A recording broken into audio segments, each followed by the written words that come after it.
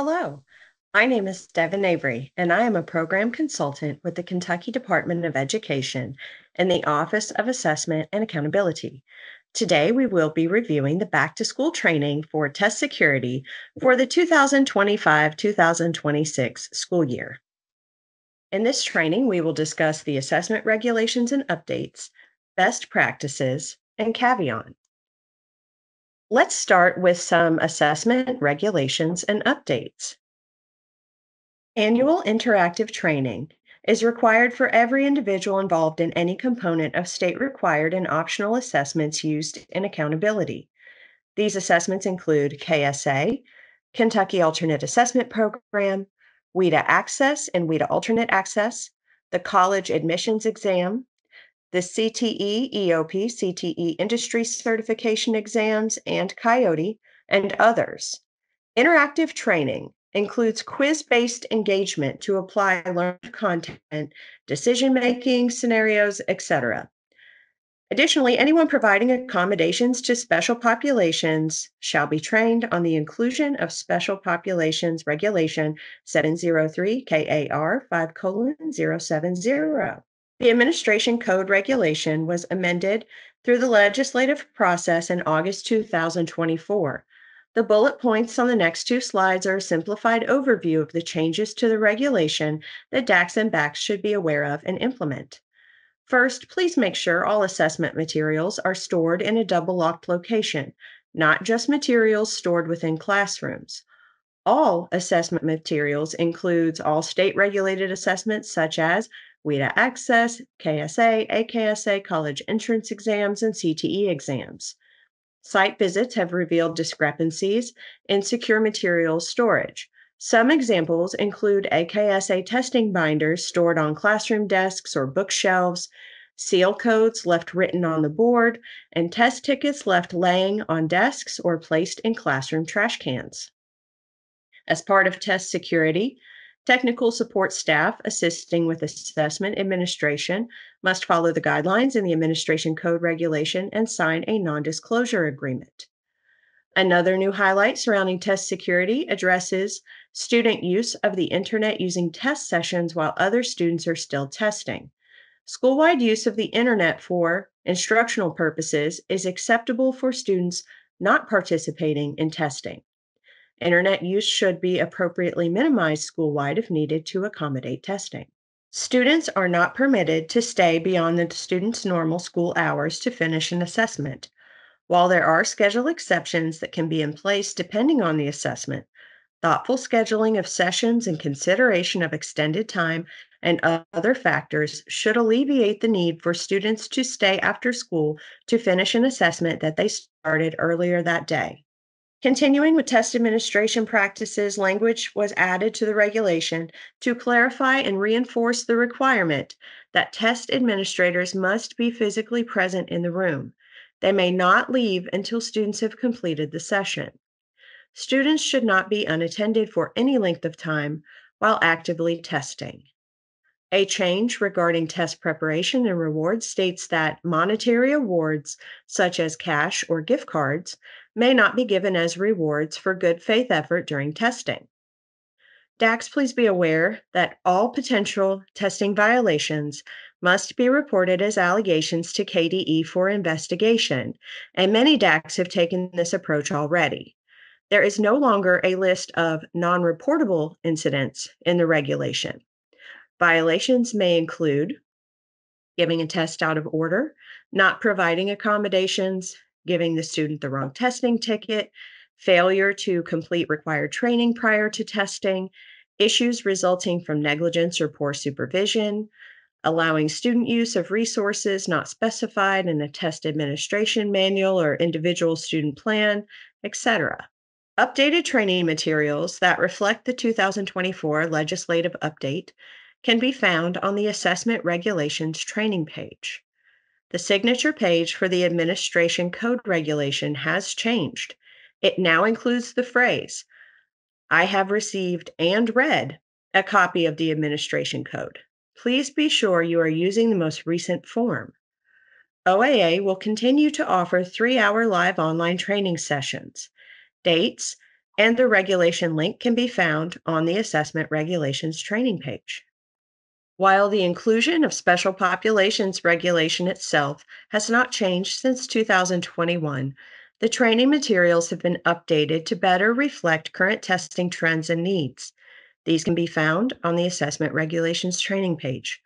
Please note that the 3-hour live online training provided by OAA does include content for both the administration code and inclusion of special populations regulations. Now let's discuss some best practices to keep in mind when administering state required assessments. Here are a few highlights and reminders of best practices surrounding test security. Some TAMs include instructions for electronic device protocols, such as requiring they be powered off and in a location that is not accessible during testing. In this case, follow the TAM. If there are no specific instructions in the test manual, schools may create local protocols surrounding electronic device storage during test sessions. Students still may not use or possess earbuds, smartwatches, or Bluetooth enabled devices during testing. However, the legislative update does include a provision for medically necessary electronic use, such as diabetes monitoring. The TAM will also give directions on what students may do after they complete testing while the session is still active. Some TAMs may not allow students to access anything at all if they finish their test prior to the end of the session, and some may leave it to local decision. Please remember that it is never appropriate for students to use the internet or electronic devices like cell phones to listen to music, etc., until after the entire session is finished. AI products or Google Translate may not be used for the administration of state assessments due to conflicts with 703 KAR 5:080, which is the Administration Code Regulation, and the inclusion of Special Populations Regulation 703 KAR 5:070. The Administration Code Regulation also prohibits reproducing secure test materials in any way, including by typing. AI tools process data inputs into their algorithms, creating a breach of test security when secure test items are introduced into the database. This compromises the integrity of the assessment and violates confidentiality protocols.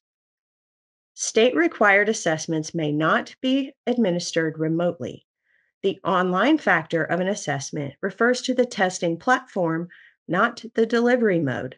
Trained personnel must be physically on site to administer an assessment.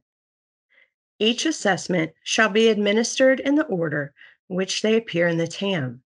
Each assessment also has its own makeup session protocols. Please refer to your particular TAM for details. All state-required testing sessions must have a seating chart.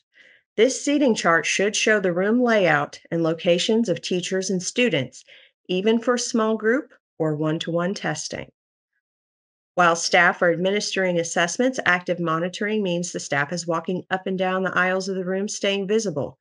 Most allegations surrounding things like electronics use or inappropriate student behavior during testing can be prevented with active monitoring. And as a reminder, all secure test materials for all state required assessments, KSA, AKSA, WIDA Access, college admissions, CTE, and CPE assessments must be in double lock storage. Best practice for ensuring double lock materials means in a place where most staff does not have access. For example, a locked file cabinet inside of the back's locked office, not just a locked cabinet inside of a main office. Let's discuss Cavion online reporting. As much as we try to have a perfect test administration, violations of the administration code and inclusion of special populations regulations can occur. The tool for reporting allegations is online with Cavion Core. DAX, please ensure you have created an account ID. DAX should report all violations of the Administration Code Regulation, inclusion of Special Populations Regulation, or the specific test administration manuals as allegations. Please report any potential allegations promptly. Allegations are investigated by KDE staff. These investigations require documentation of the incident to be submitted and can include additional school visits and interviews with those involved, students and staff. The links to the Cavion account and Cavion directions can be found on the KDE website on the Assessment Support Allegation Reporting page. Here are the resources with links that we have discussed today. Again, please note that the signature page on the administration code has changed, and districts should be using the most updated version of that signature page. Interactive training is required at least annually for all personnel involved in state-required assessments, and it is at the district discretion to retrain or refresh personnel closer to a test window after their initial annual training.